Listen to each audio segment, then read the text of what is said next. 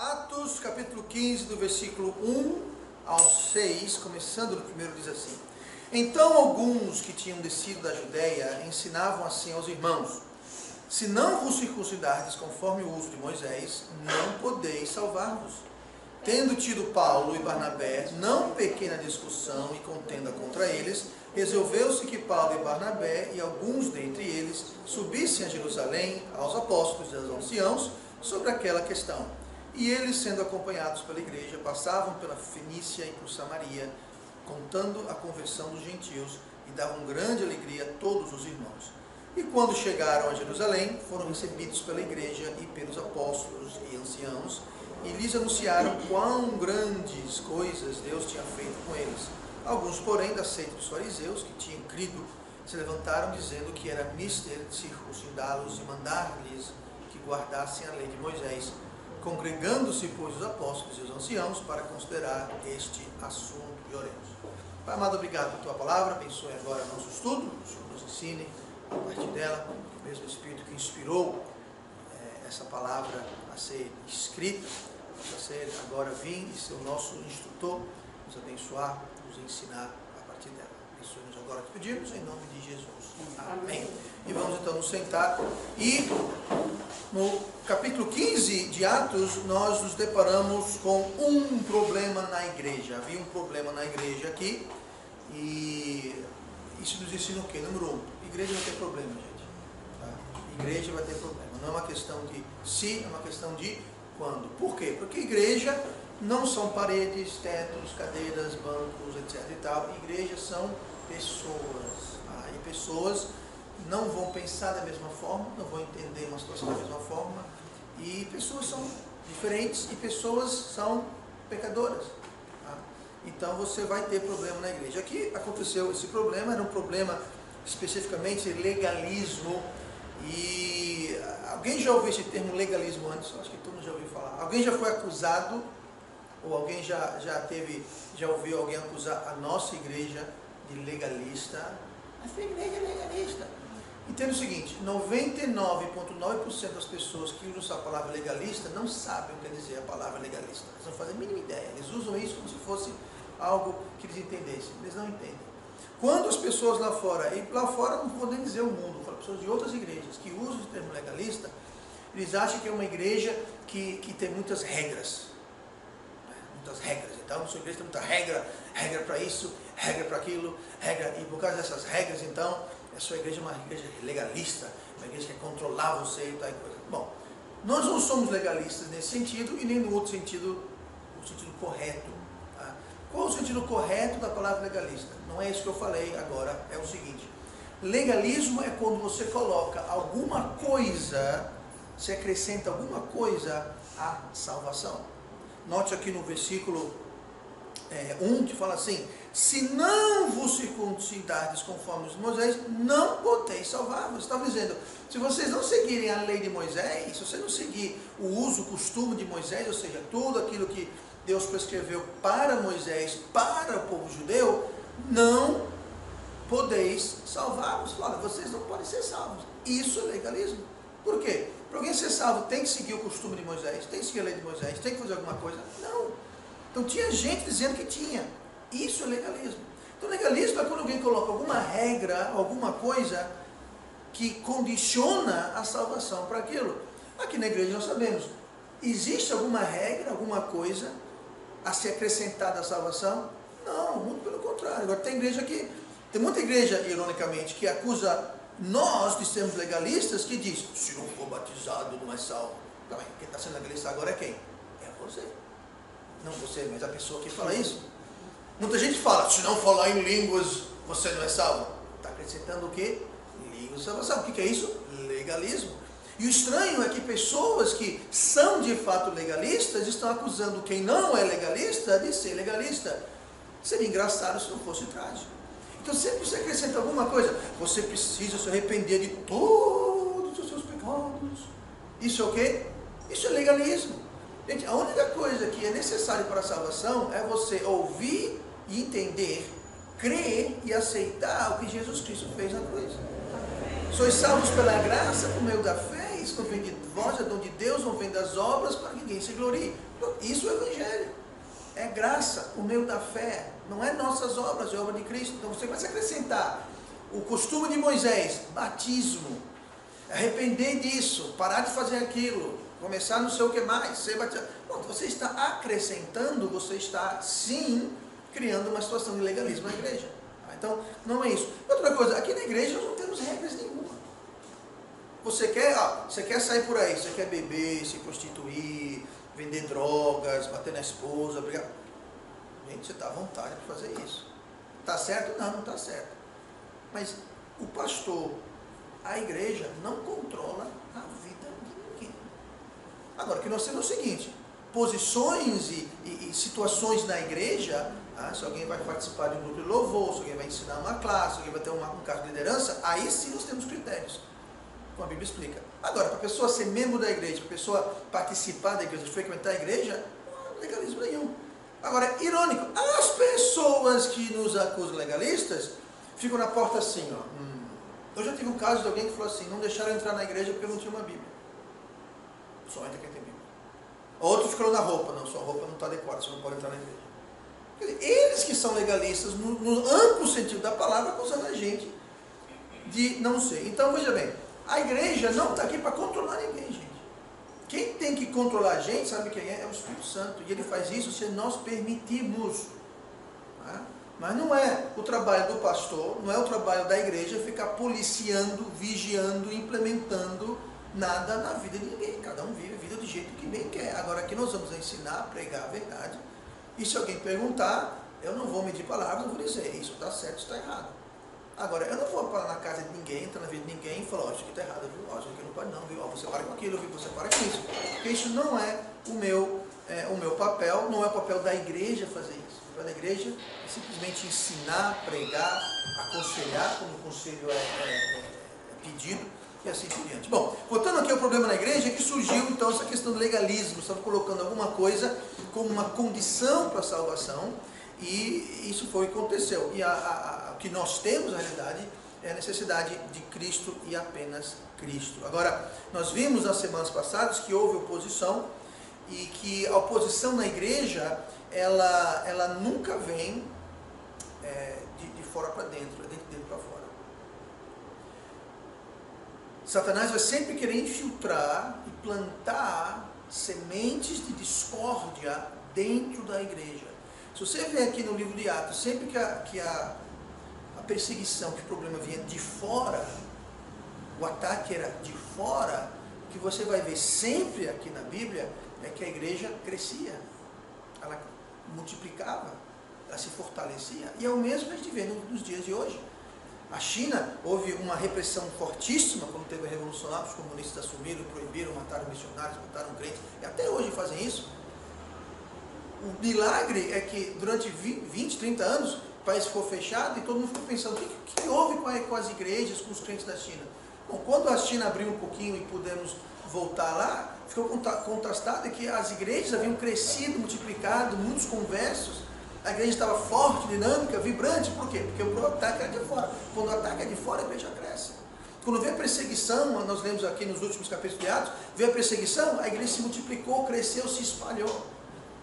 Então, quando o ataque vem de fora, a igreja se fortalece e cresce. Então, o diabo quer fazer, ele quer atacar de dentro, ele quer semear discórdia dentro. Então, temos que ter muito cuidado para não sermos nós aqueles que estamos semeando discórdia entre os irmãos. Às vezes é uma discórdia doutrinária como essa, alguém chega assim e começa a falar aqui, olha, para salvação, você tem que fazer isso, tem que fazer aquilo. Às vezes é uma questão que não é doutrinária, mas é uma questão que você está semeando confusão entre os irmãos. É a fofoca aqui, a conversa ali, é meter o nariz no que é chamado, mas de alguma forma você está trazendo discórdia e confusão. Quando isso acontece de dentro para fora, aí a igreja sofre. A igreja sofre. Temos que ter cuidado para nós não sermos usados, para nós não sermos agentes operativos que estamos semeando sementes de contenda. A Bíblia fala muito sério sobre aquelas pessoas que estão semeando contendas entre os irmãos. Deus odeia isso, a Bíblia fala. Deus odeia quem semeia contenda entre irmãos. Então nós temos que ter muito cuidado com essa questão. Mas aqui havia esse problema, era um problema doutrinário e bastante grave e bastante perigoso. O argumento aqui é que havia uma discussão doutrinária, mas não na igreja em Jerusalém, era na igreja em Antioquia. O versículo 1 fala isso. Então alguns que tinham descido da Judéia ensinavam assim aos irmãos: se não vos circuncidares conforme os de Moisés, não podeis salvar-vos. Então, eram pessoas que vieram de fora da igreja e entraram na igreja e começaram a semear essa doutrina falsa aqui. Mas note, eles tinham descido da Judéia. Judéia fica do judeu, judeu. Ou seja, foram judeus. Eram judeus. Aqui fala que eram alguns dos fariseus que haviam crido. Então, eram judeus que desceram da Judéia, foram para a igreja e começaram então a semear e a ensinar essa falsa doutrina da necessidade de guardar toda a lei. Gente, guardar a lei foi dada para quem? Para os judeus. Se você é crente, você não é judeu. Se você não é judeu, você não tem que guardar a lei do Moisés. Agora, tem muita seita, muita igreja falsa que está com essa ideia até hoje. Quem aqui já ouviu falar, por exemplo, onde fala: a igreja tal fala que não pode comer carne de porco? Tem muita igreja que ensina que é proibido comer carne de porco, que a Bíblia está dizendo. A Bíblia está dizendo para o judeu, minha gente, entenda, o Velho Testamento é a Bíblia dos judeus. Nós temos o Velho e o Novo, eles têm só o Velho. Então aquilo para o judeu. Aí você fala: mas se está na Bíblia, texto fora de contexto é um pretexto para a falsa doutrina. Tá? Então, igrejas que guardam o sábado, que tal essa? Não, você tem que guardar o sábado, não pode comer porco. Sim, sabe o que é isso? Isso é você acrescentar alguma coisa à salvação. É legalismo, está confundindo as coisas. Então, ou a salvação é por graça, ou a salvação é por obras. Não tem como ser os dois. É como óleo e água. Você pode pegar óleo, água, você bota no liquidificador, mistura. Você bate. Deixa lá, os dois vão separar. Nunca água e óleo vai se misturar. Não vai. Ou é pela graça ou é pela obra. E Paulo fala: se é pela graça, então não é obra. Se é pela obra, então não é graça. Ou uma coisa ou outra. Então, essa discussão aqui surgiu, e Paulo e Barnabé, de vez no versículo 5, alguns, porém, aceitos dos fariseus que tinham crido se levantaram, dizendo que era missa circuncidados e mandaram se guardasse a lei de Moisés. Paulo e Barnabé pregavam a graça, esses outros pregavam obras. E é uma discussão antiga, que infelizmente não deveria nem estar discutindo isso, porque a Bíblia deixa claro. Mas o fato é que até hoje, começou aqui em Atos, mas até hoje persiste isso. Isso mostra como o diabo tem se mantido ocupado em semear contenda doutrinária entre os irmãos. E o que acontece é que uma igreja começa a crer nisso, com pouco tempo aquela igreja deixa de ser igreja. Por quê? Vou dar um exemplo. Aqui vamos pôr todo mundo é salvo. Um exemplo, por exemplo, só um exemplo. Todo mundo aqui é salvo, somos salvos pela graça.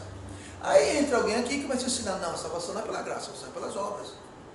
Então nós que somos salvos, bom, eu estou salvo. Mas agora que eu aprendi errado, essa nova doutrina, esse legalismo, eu vou começar agora a ensinar e a evangelizar, digamos assim, dizendo que é pelas obras. O que vai acontecer? Aos poucos a igreja vai se encher de pessoas que estão acreditando que eles precisam de obras para se salvar. E com o tempo as pessoas vão saindo da igreja, vão morrendo, etc e tal, e a igreja vai se renovando. Só que essa renovação das pessoas novas que estão entrando são pessoas salvas?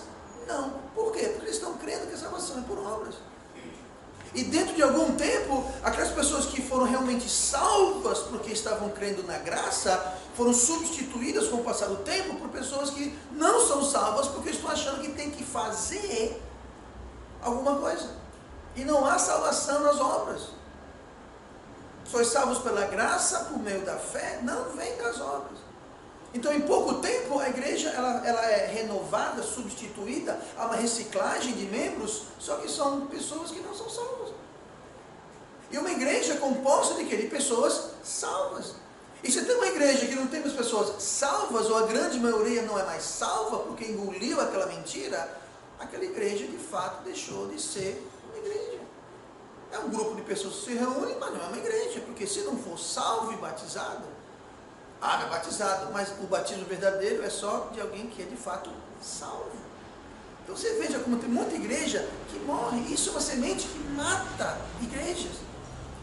E eu não tenho dúvida que existem muitas igrejas que no passado eram igrejas de fato, que hoje não são mais. Um dos motivos é esse aqui. É você deixar o legalismo entrar, você deixar a falsa doutrina entrar, e aquilo vai crescendo, se espalhando dentro da igreja, E com o tempo a igreja se desvirtualiza e deixa de ser uma igreja. Então houve essa discussão e a questão então foi levada para Jerusalém.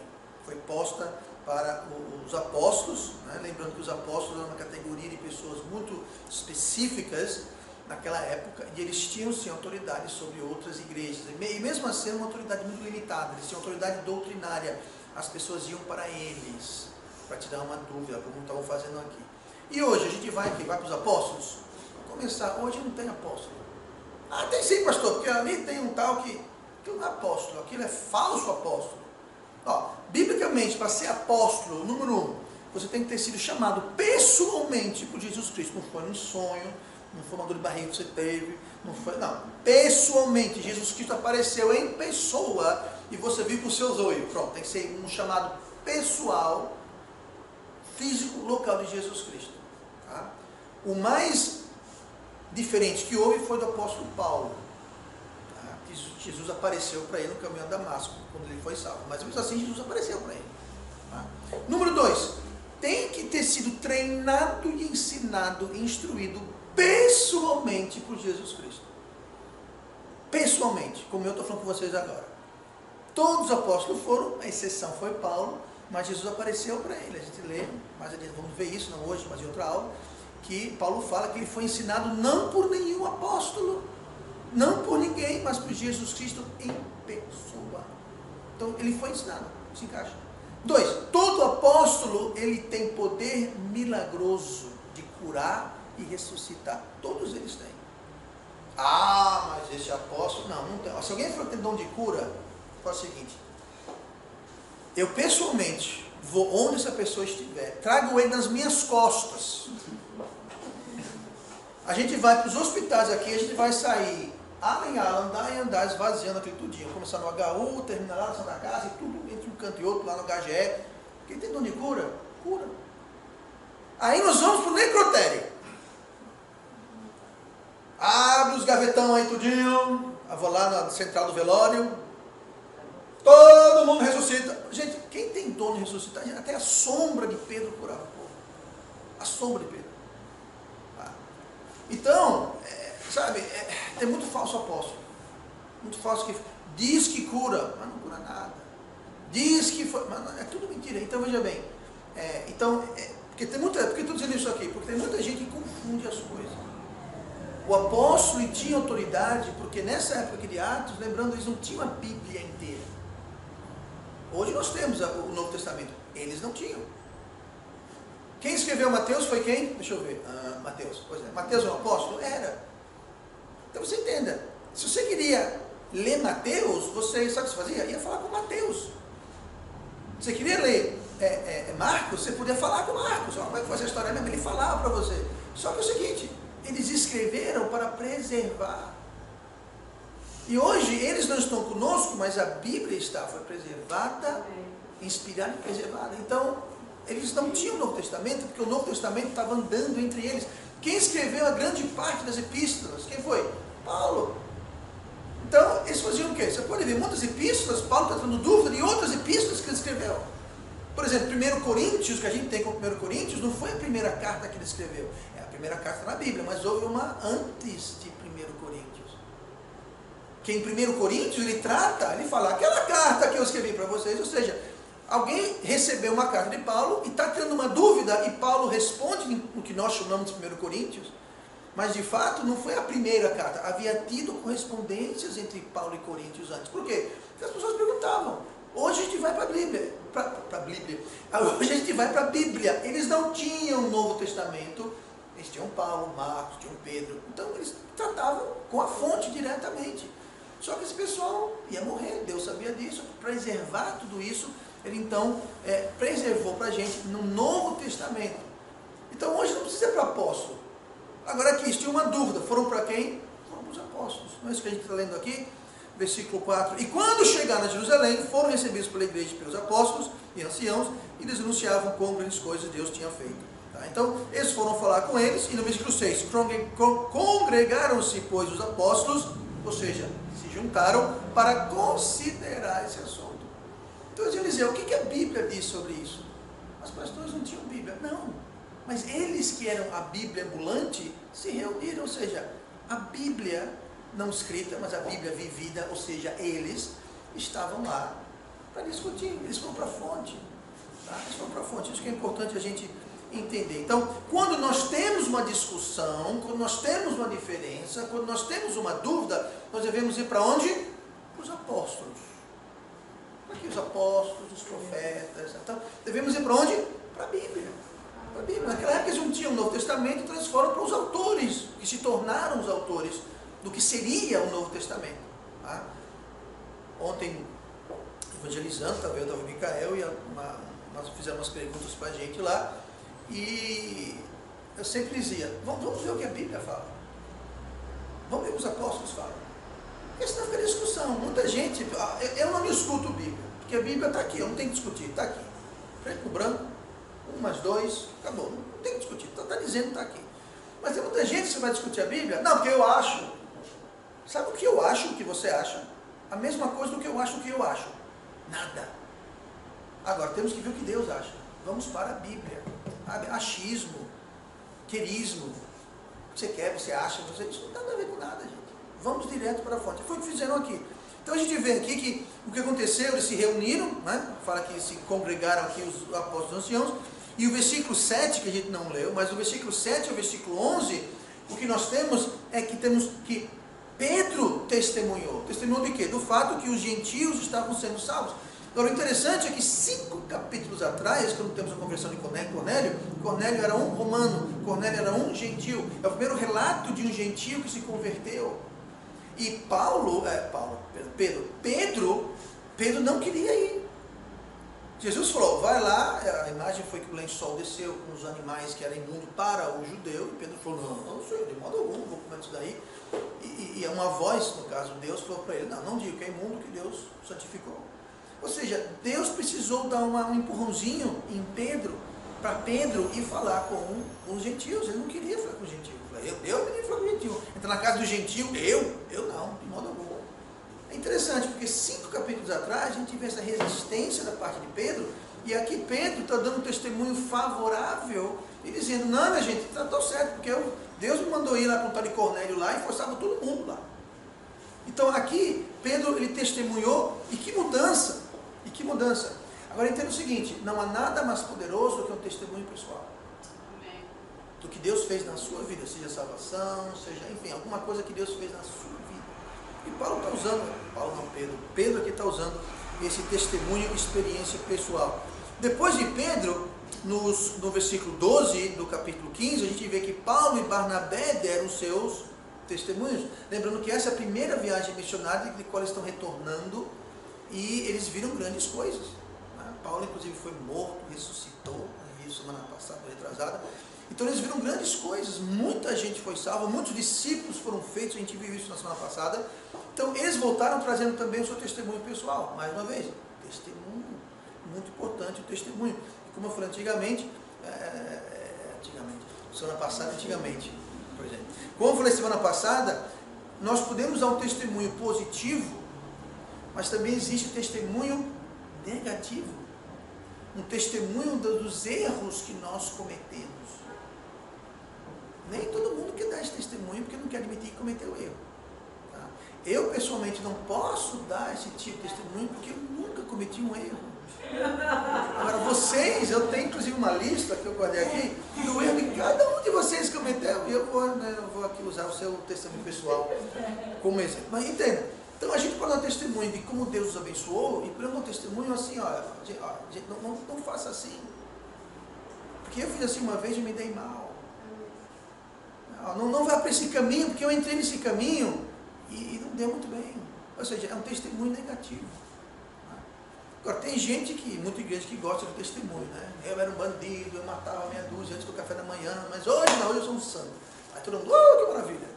Ou senão aquele, eu morri, minha cabeça saiu rolando no meio da rua, mas eu peguei, botei de volta e Deus me citou. Esses testemunhos estapafúrdios, todo mundo gosta, a igreja adora, a galera vibra, que é uma maravilha.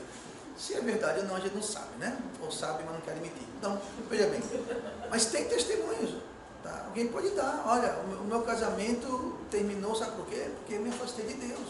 por exemplo. Eu não estou dando um testemunho pessoal aqui, não. Estou dando um exemplo. Esse testemunho ninguém dá. Olha, eu fui esfriando e quando eu fui ver, eu me envolvi com drogas, me envolvi com pecado e bagunçou minha vida e tal e coisa, mas na misericórdia de Deus, sabe, eu confessei, eu deixei, Deus me instituiu e hoje, mas não, você não precisa passar pelo que eu passei, você não precisa atrasar a sua vida como eu atrasei, você não precisa sofrer o que eu sofri. Isso também é um testemunho poderoso.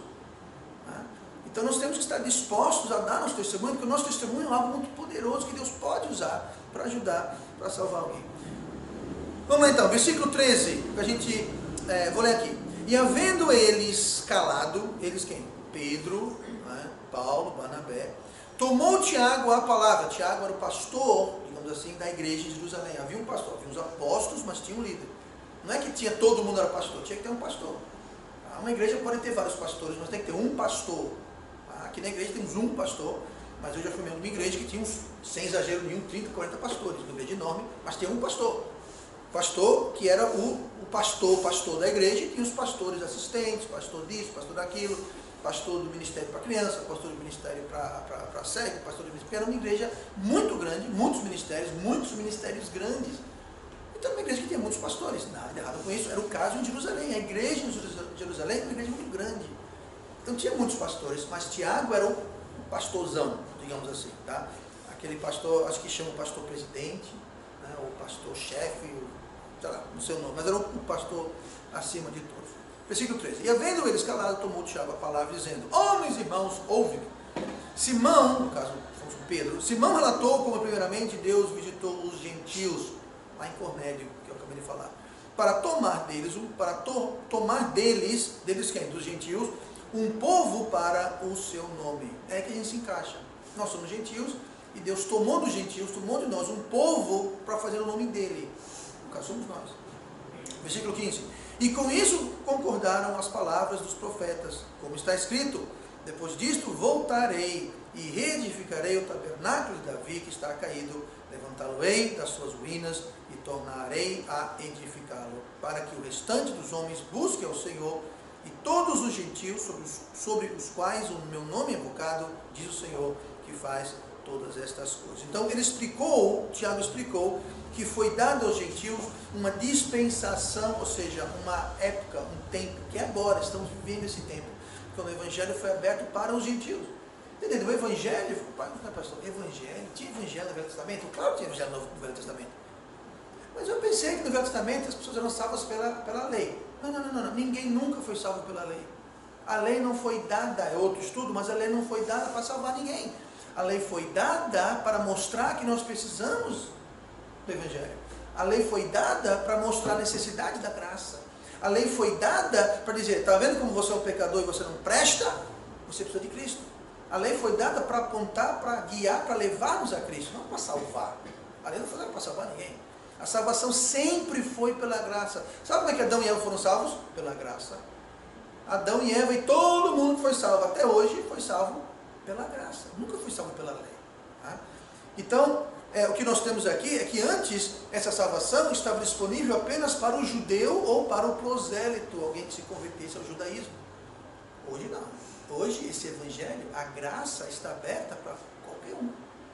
Gentio, judeu, não interessa. Grego, romano, não interessa. Todo mundo, homem, mulher, não interessa. Está aberto para todo mundo. Então ele está explicando aqui como os profetas falam sobre isso.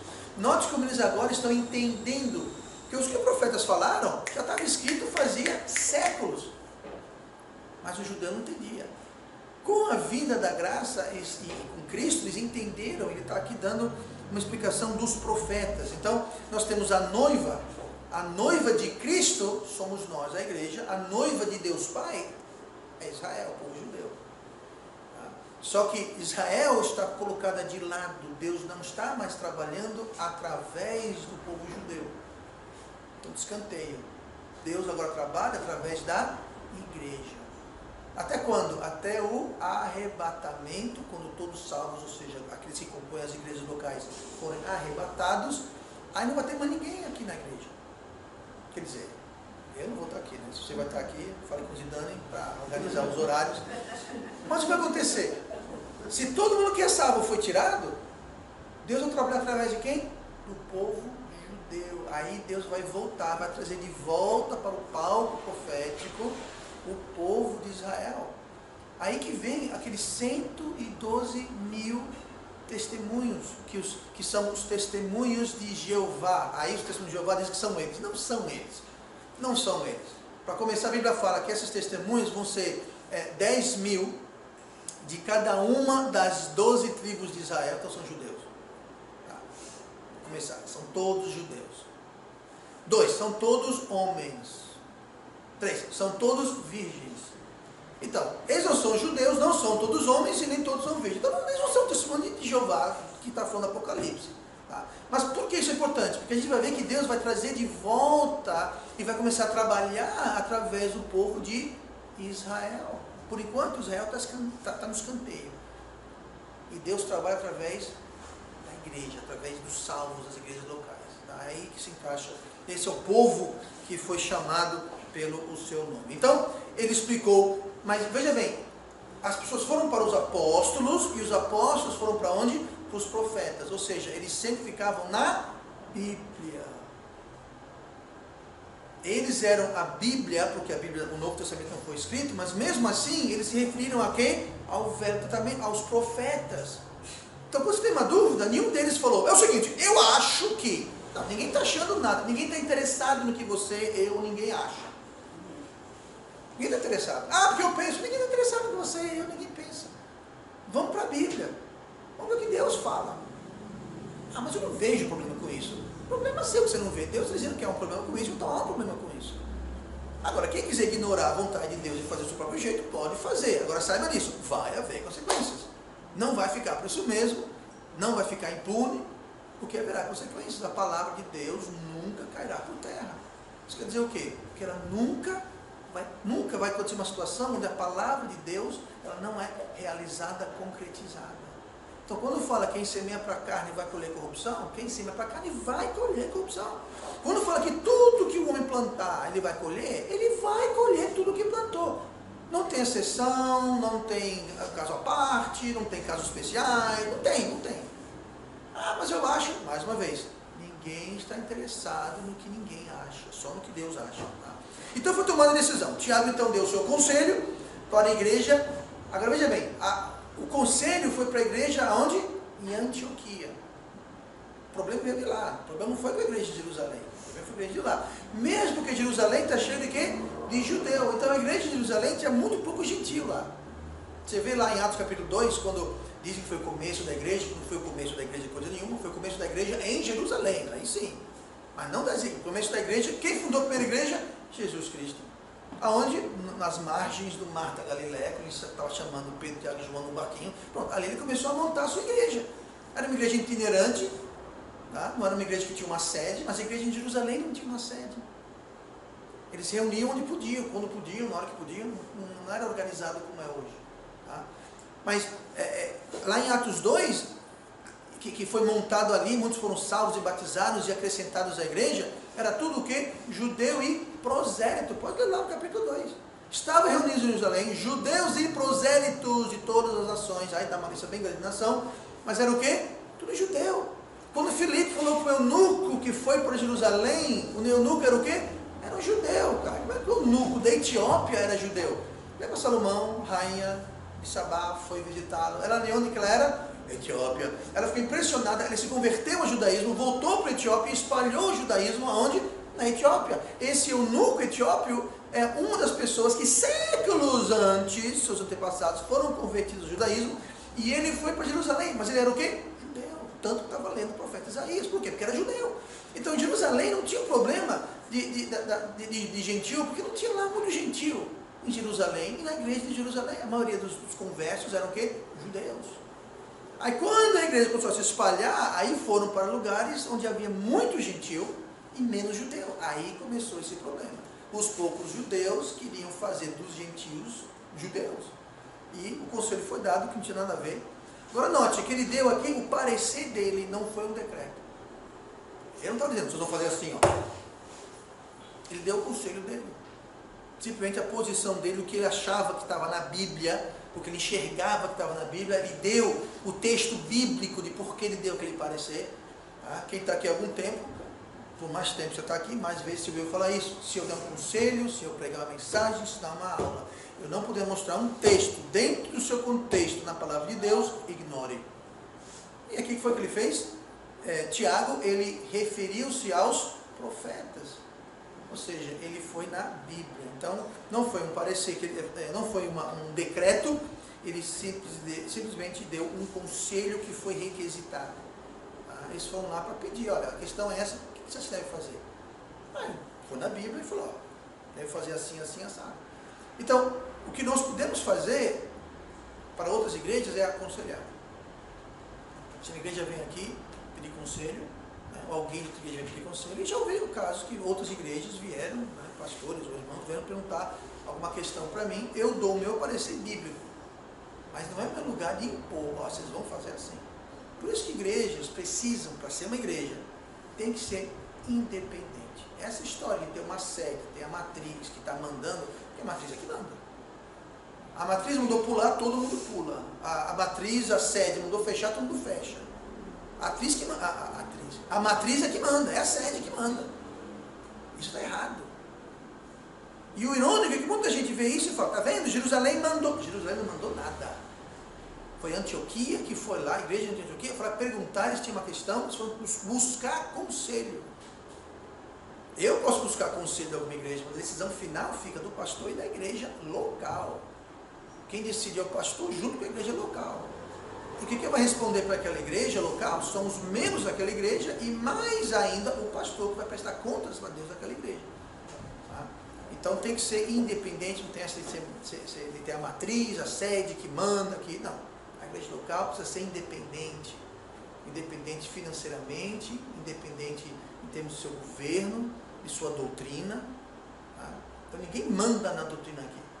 Inclusive, o nosso estatuto que nós temos aqui na igreja, tem algumas coisas lá que nem toda igreja tem. E quando eu falo nem toda igreja batista, independente, fundamentalista tem, é um pouquinho diferente. Mas aqui é aqui, lá é lá. A gente não apita lá, eles não apitam aqui. Tá? Ninguém apita aqui. Ah, pastor David Souto, quero ser pastor na terra da coisa. Ele não apita aqui, ele sabe disso. E eu não apito lá, ele sabe disso. Agora, ele é meu amigo pessoal, é um irmão, nós pensamos igual em muitas coisas. Algumas coisas não tão importantes, a gente não tem a mesma opinião, mas tudo bem, não tem problema, não é nada fundamental, não é nada doutrinário que afeta a salvação, nem nada, mas tudo bem, não tem problema.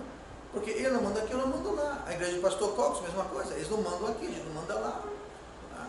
E cada igreja tem que ser independente. Independente apenas na palavra de Deus. Então, surgiu então aqui a decisão de aceitar os gentios na igreja, aqueles que foram salvos pela graça através da fé e que eles não precisariam guardar a lei cerimonial de Moisés. Só explicar rapidinho uma coisa aqui sobre a lei, mas antes disso, deixa eu terminar aqui. Versículo 20 fala que o que eles fizeram depois foi que eles fizeram cartas dizendo isso, e essas cartas foram então enviadas para as outras igrejas dizendo, olha, Antioquia teve uma questão, eles vieram aqui perguntar para a gente, nós sugerimos isso, e nós sugerimos que vocês, se tiverem essa questão, acho que eles imaginaram que ia um templo, que era tudo igreja cheia de gentil, você haja dessa seguinte forma, não precisa guardar a lei de Moisés, e enviaram então essas cartas, dizendo que eles teriam então, poderiam então agir de tal forma, tá? Mas o que aconteceu foi que eles desassociaram-se dos legalistas, eles desassociaram-se, isso está aqui não, isso aqui não diga aqui. Antes de terminar, só dizer o seguinte, rapidinho, a lei, não precisa guardar a lei cerimonial. Bom, a lei também fala, não roubarás, então a gente pode roubar? A lei fala, não adulterarás, então a gente pode adulterar? Porque isso é lei. Então não tem que guardar a lei. E a lei foi dada para quem? Para Moisés. Ah, que maravilha, então eu posso roubar, eu posso fazer o que quiser. Não, gente. A lei, como um todo, ela é dividida em 3 categorias. E é muito fácil de você distinguir qual. Não tem uma parte no Velho Testamento dizendo, essa aqui é a lei tal, essa lei tal. Não tem, mas você, dando uma olhada, você analisando ela, dá para ver facilmente qual dessas 3 categorias. São 3 categorias. A primeira é a categoria da lei cerimonial. Depois nós temos a lei civil, aí nós temos a lei moral. Tá? A lei cerimonial, a lei civil e a lei moral. A lei cerimonial é tudo aquilo da lei que é pertinente a imagem, ou um exemplo, um símbolo de Cristo. Tudo que está representando Cristo, por exemplo, o sacrifício. O sacrifício representava o quê? O sacrifício de Cristo. Naquela época eles pegavam animais, ovelhas, pombos, bois, tal coisa, o famoso bode expiatório.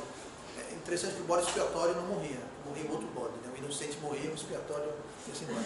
Mas em todo caso, todo esse sacrifício de sangue, eles representavam o quê? O sacrifício que Cristo faria. Por isso que João Batista, quando viu Jesus, ele falou o quê? Eis o Cordeiro de Deus que tira o pecado do mundo.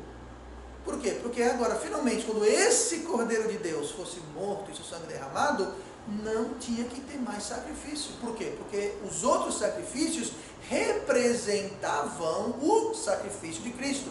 Uma vez que Cristo morreu, ressuscitou, seu sangue foi derramado, a gente faz sacrifício hoje? Não. Por quê? Porque aquela parte da lei de Moisés foi abolida, foi cumprida em Cristo.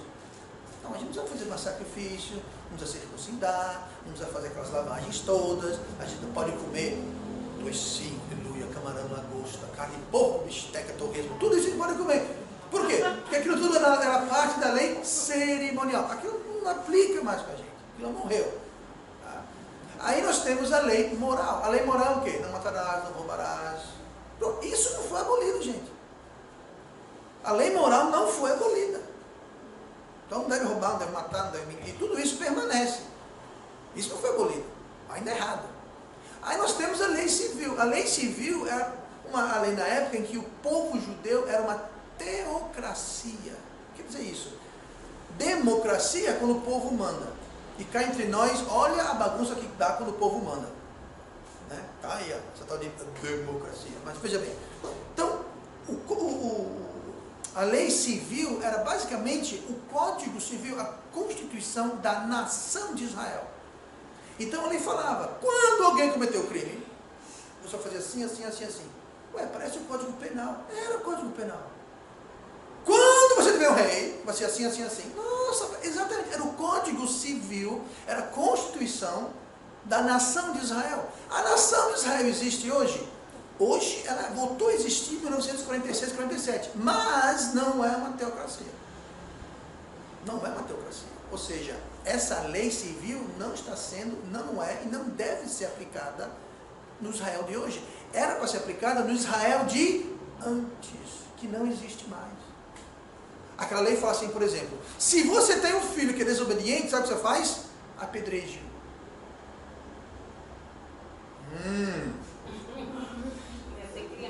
Naquela época, era para fazer isso. Então vamos fazer isso. Mães, pais, tragam seus filhos desobedientes, nós vamos apedrejar tudinho. Está na Bíblia. Texto, fora de contexto, é um pretexto. Tem um pastor doido nos Estados Unidos que fala, nós temos que matar todos os homossexuais. Por quê? Porque está na Bíblia. Anda. Antes de falar besteira, vai estudar sua Bíblia. Aquilo era no Velho Testamento.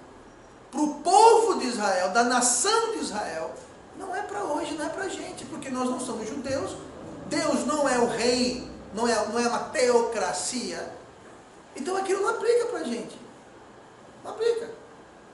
E a mesma pessoa que fala, vamos matar os homossexuais, a mesma Bíblia, o mesmo trecho fala, quem adulterar, apedreje. Mas aí é diferente, né? Por que é diferente? Então traga o seu filho desobediente, traga aquele que adultera, e vamos apedrejar todo mundo junto. Só não vai ter ninguém para jogar pedra, né? O problema é ele. Tem que fazer assim.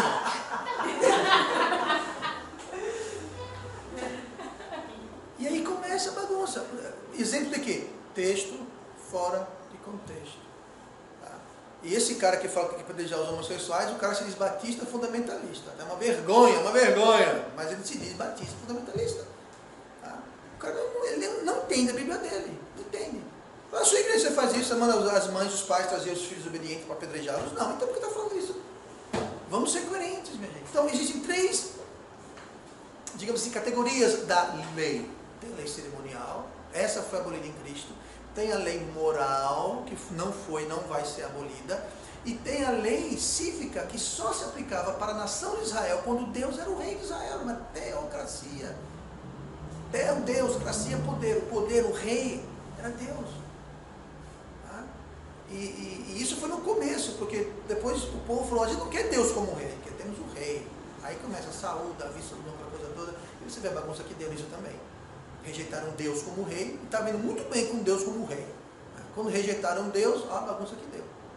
O melhorzinho foi Davi. Mas de Davi em diante, teve um ou outro bom aqui e ali, mas a tendência foi de lá para baixo. Então entenda, a lei. Temos que guardar a lei? Temos que guardar a lei. Que lei? A lei moral. A lei moral se aplica a cada um de nós. Agora, a lei cerimonial não, porque Cristo já cumpriu essa lei cerimonial. E a lei cívica não se aplica a nós, porque nós não estamos nem morando numa época, nem num país, e Deus é o rei, nem somos judeus. E mesmo que fosse judeu, Deus não é o rei. Então só resta o que a gente cumprir? A lei moral. A lei moral. Não roubarás, não adulterarás, amarás seu Deus por sua força, todo o seu entendimento, todo o coração. Isso permanece. A lei moral. Não cobiçarás. Tudo isso permanece, não foi abolido. Então nós temos que ter um entendimento bem claro. E aqui eles estavam querendo trazer a lei de Moisés, que é especificamente falando sobre o que? O circuncidar, ou seja, era a lei cerimonial, que não se aplica para a gente. Então a gente nos aguardar o sábado, pode botar aquela bisteca de porco na chapa, não tem problema. Aquele bobô de camarão pode fazer me chamar. Não se esqueçam de me convidar. O único pecado é não me convidar. Não precisa nem convidar, é só trazer um potinho. Um potinho, tá? Para eu poder santificar. Amém? Muito bem, semana que vem nós vamos ver Atos 16 e vamos orar. Pai amado e Deus querido, obrigado pela tua palavra.